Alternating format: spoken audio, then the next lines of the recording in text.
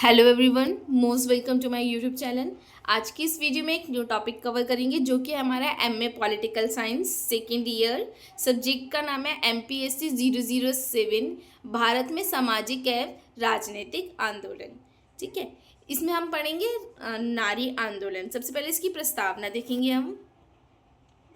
ठीक है, नारी आंदोलन एक महत्वपूर्ण सामाजिक आंदोलन था। यह एक सामाजिक आंदोलन था। ठीक है, इसका उद्देश्य था कि जो महिलाओं को सामाजिक, आर्थिक, राजनीतिक तथा कानूनी समानता दिलाना। यह आंदोलन महिलाओं के विरुद्ध भेदभाव, शोषण, हिंसा तथा लैंगिक असमानता के खिलाफ संघर्ष का प्रतीक था। जो महिलाओं के साथ जो भेदभाव किया जाता था, उनका शोषण किया जाता था, या लैंगिक असमानता होती थी, उसका एक संघर्ष के रूप में ये एक प्रतीक था। ठीक है, नारी आंदोलन को किस रूप में देखते हैं हम? इसको हम देखते हैं नए सामाजिक आंदोलन तथा पहचान आधारित आंदोलन के रूप में देखा गया है। इस तरीके से आप इसका प्रस्तावना लिख सकते हैं। नारी आंदोलन का अर्थ समझेंगे। नारी आंदोलन वह संगठित प्रयास है जिसके माध्यम से महिलाएं अपने अधिकारों, सम्मान, अवसरों व स्वतंत्रता की मांगों को पूरा कर सके। मतलब ये एक संगठित रूप से आंदोलन किया जाता है जिससे कि जो महिलाएं हैं, जो उनके अधिकार है, जो समान अवसर है, जैसे वेतन का अवसर हो गया, या कोई भी समानता का जो उनका अधिकार है, स्वतंत्रता जो उन्हें मिली हुई है, उसकी वो मांगों को पूरा कर सके। इसका उद्देश्य क्या था? समाज में व्यापक जो पितरात्मक सत्ता थी ना, व्यवस्था थी, उसको चुनौती देना। ठीक है, और साथ ही साथ लैंगिक समानता को भी स्थापित करना। नारी आंदोलन का विकास देखेंगे। नारी आंदोलन का जो विकास है ना हमारा, वो 4 चरणों में होता है। देखिए, प्रथम चरण था जो सामाजिक सुधार आंदोलन 19वीं शताब्दी में। द्वितीय चरण था राष्ट्रीय आंदोलन काल 1917 से 1947। तृतीय चरण था स्वतंत्रता के बाद देखेंगे जो नारी आंदोलन किस प्रकार से उभरा। और आज के दौर में यानी कि आधुनिक नारी आंदोलन, यानी कि 1970 के बाद जो आज से चल रहे हैं, वो नारी आंदोलन के बारे में हम चर्चा करेंगे। प्रथम चरण समझेंगे सामाजिक सुधार आंदोलन 19वीं शताब्दी। इस चरण में महिलाओं की स्थिति सुधारने पर बल दिया गया था। प्रमुख सुधारक कौन कौन थे देखेंगे? राजा राम मोहन राय, ईश्वर चंद्र विद्यासागर, ज्योतिबा राय फूले और तथा सावित्री बाई फूले।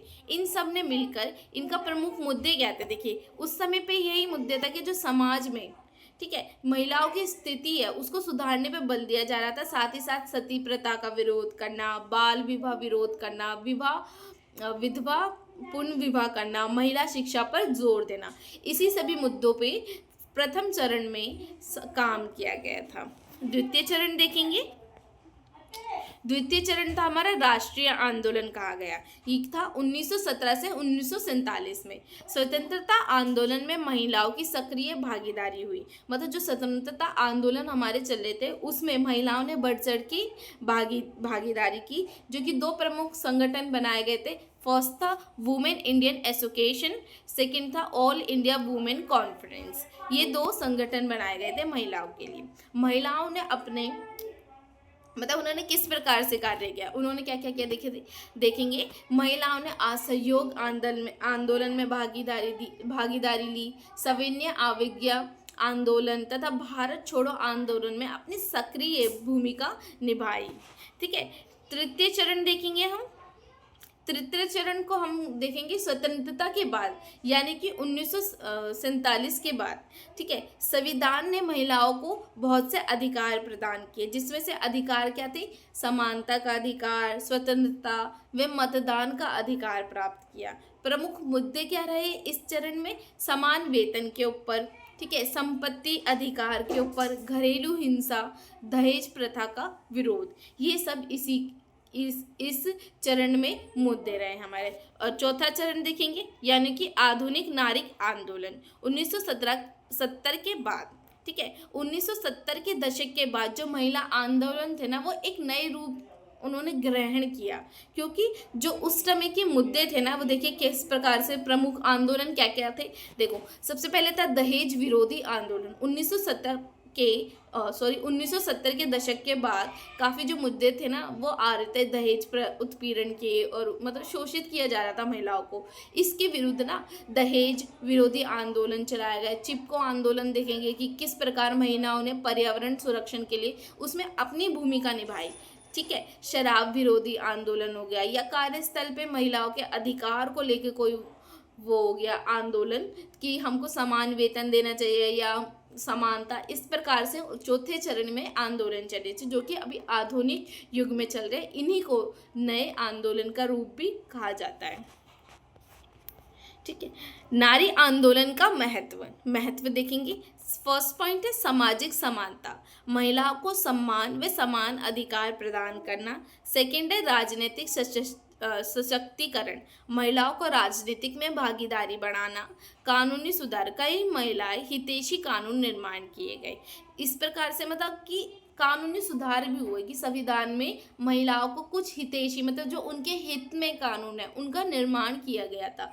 तथा लास्ट में फोर्थ पॉइंट, लोकतंत्र को मजबूती प्रदान की, क्योंकि महिलाओं की भागीदारी से लोकतंत्र अधिक समावेशी बना। दोनों का समावेश हो गया, पुरुषों का भी और महिलाओं को भी। इससे जो लोकतंत्र था उसकी मजबूती और बढ़ गई। नारीवादी आंदोलन की आलोचनाएं। ठीक है, इसमें आलोचनाएं देखेंगे कि कुछ विचारकों का ऐसा मत है कि उनका कहना था कि जो शहरी महिलाओं के मुद्दों पर ही अधिक ध्यान गया था। ठीक है, और ग्रामीण और जो आदिवासी महिलाएं थी ना उनकी समस्याओं का अपेक्षाकृत ना उपेक्षा की गई थी कि उन्हें मतलब उनकी समस्याओं को इतना उभेरा नहीं गया जितना कि शहरी महिलाओं की समस्या, जैसे कि वेतन की समस्या हो गई, दहेज उत्पीड़न हो गया, या समान काम के समान अवसर। इस तरीके के मुद्दे आज के समाज में ज़्यादा दिखाई देखते हैं। ठीक है, और आलोचना देखेंगे, वर्ग, जाति व क्षेत्रीय असमानताओं को पूरी तरह संबोधित नहीं कर पाया। कुछ आंदोलनों का सीमित जनधार रहा था। इस प्रकार नारी आंदोलन की आलोचना हो गई। लास्ट में देखेंगे नारी आंदोलन का निष्कर्ष।